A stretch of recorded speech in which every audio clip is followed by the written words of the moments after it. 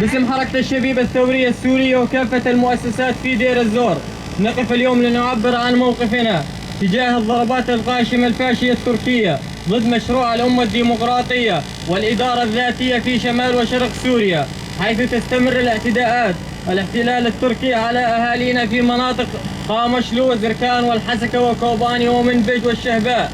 واستمرت هذه الاعتداءات طيلة الست الأيام الماضية بشكل مكثف لتستهدف المدنيين والأمنيين، متحججا بذرائع خالية عن الصحة. وآخر هذه الهجمات استهدف مخيم الهول المليء بالأسرى والعوائل تنظيم داعش، محاول زعزعة الأمن داخليا. وفي هذه اليوم ومثل هذا اليوم سنة 1978 قد أعلن القائد الأممي عبد الله أوجلان الثورة في كردستان، مشكلا قوات تحرير الشعوب الجيريلا، حيث تقوم الفاشية التركية والرأسمالية في كل عام في مثل هذا التاريخ بشن حملات اعتدائية ضد أبناء الشعوب تناقض السياسات التركية الغاشمة. ولكن نحن نعلم بأن هذه الضربات هي عبارة عن عجز وفشل لسياسة أردوغان. وإذا كان أردوغان يعتمد على التكنولوجيا والطيران الحربي في معاركه، فإن الإدارة والشعوب فإن إرادة الشعوب تقهر العدو وتصنع المستحيل. وإننا نؤكد للعدو بأننا أتم الجاهزية، وأن هذه المعركة بهمة مقاتلينا الشجعان ستكون الحاسمة مع العدو التركي الغاشم. وليعلم أردوغان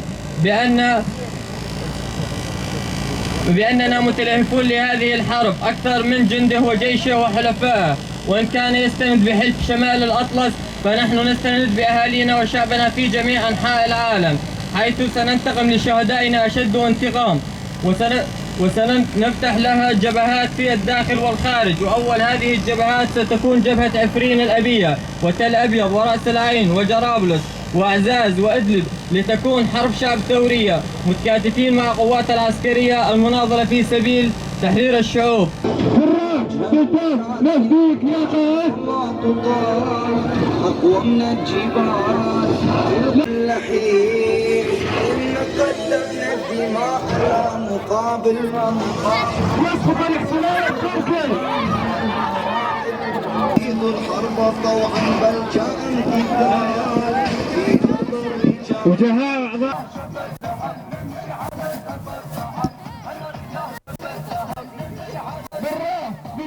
نبيك يا لا نريد الحرب طوعا بل كان قتال